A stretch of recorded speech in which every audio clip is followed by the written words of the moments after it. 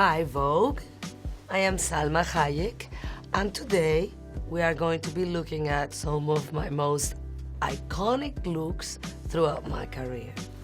Let's see what we have here.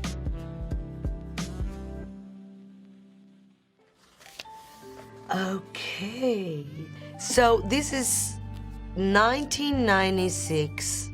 Yes, that's how old I am. And I wore these to the MTV Movie Awards, and I think I was nominated for Best Kiss. I was wearing an interesting lipstick to be one of the nominees for that category. I like the look. It's kind of like a very sexy tuxedo. I really like the hair. I think I was channeling Ariana Grande before Ariana Grande was born. Okay.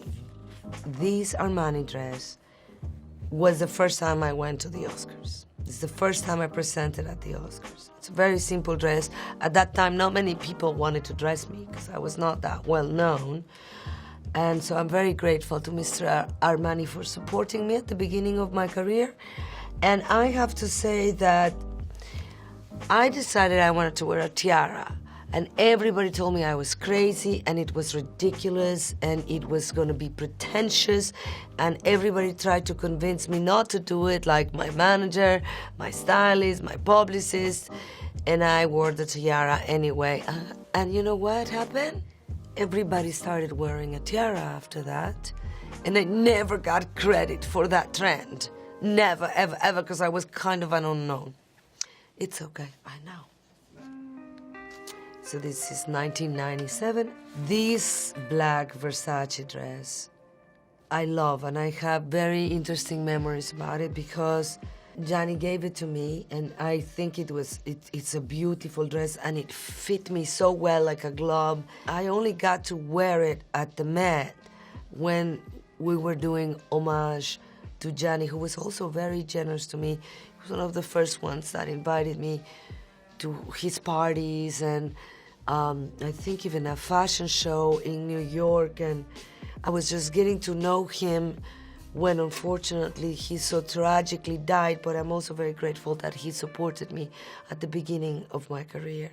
This is MTV again, and it's 1998. And so I got this lovely, very simple black dress, and I didn't have that much jewelry at the time. So I decided to wear some tattoos, and I thought butterflies would be nice. So it was my design to make the dress more interesting. I was very proud actually to come up with something interesting. They were even really hard to come across, and I might have painted them. I might have had someone painted those tattoos because the stickers were not even probably existing in that time. And that was my style. Okay, this next one, it's 1999. I found this skirt somewhere and the shirt somewhere else and somehow put it together. And this is the thing, when you're young, you can get away with a lot. I made up this look with, on top of it, some purple pashmina, which were the thing at the time, the pashminas. Actually, at the very beginning of my career, I really struggled getting clothes and I couldn't afford it on my own. And the other girls were getting people to lend them clothes, but really nobody thought a Mexican was gonna stick around, so why give me a dress?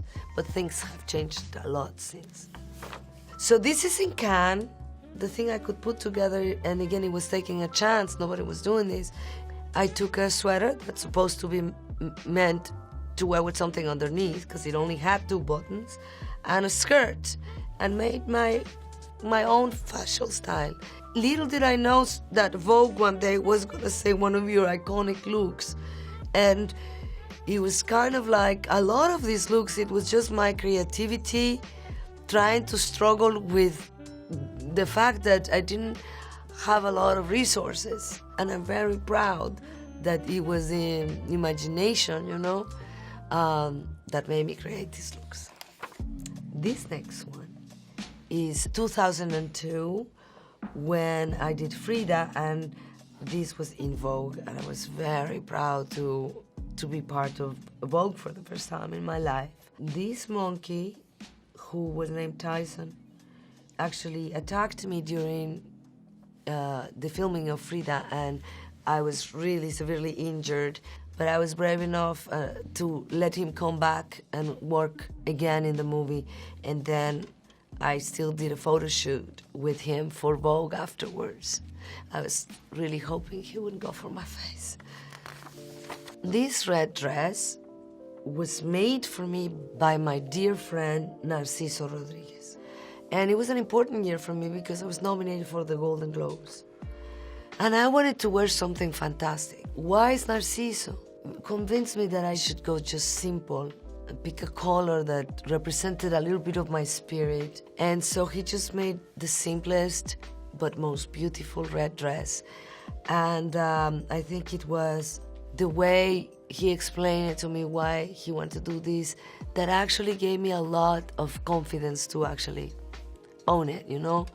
And I love that dress, and I loved the love that came. I could feel the love that came to it from Narciso.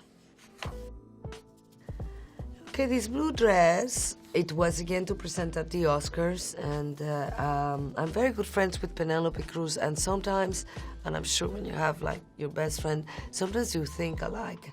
And Penelope and I have this thing with many times we see each other to go out to dinner or something, and we're wearing the same thing or the same color or similar. Because we were presenting together this year, we did call each other and say, what are you wearing? So we make sure we're not wearing the same color or similar or you know.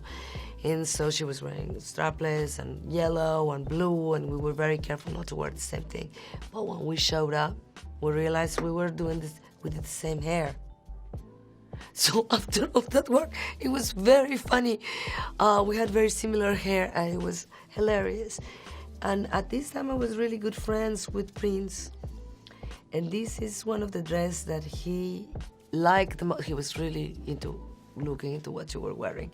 This is one of his favorite dresses that I've ever worn. So every time I look at him, I think of Penelope and Prince.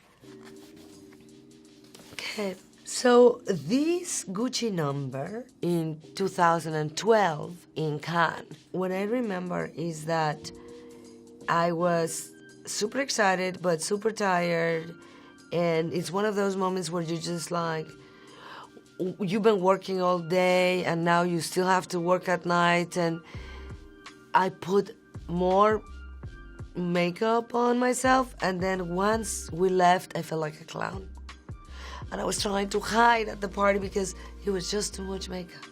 And then I went to the bathroom to try to rub it off, and it just got worse. And so it's not the makeup is good, but I shouldn't have worn something so flashy with all that jewelry and so much makeup. And so, yeah, to live and to learn. But the party was great.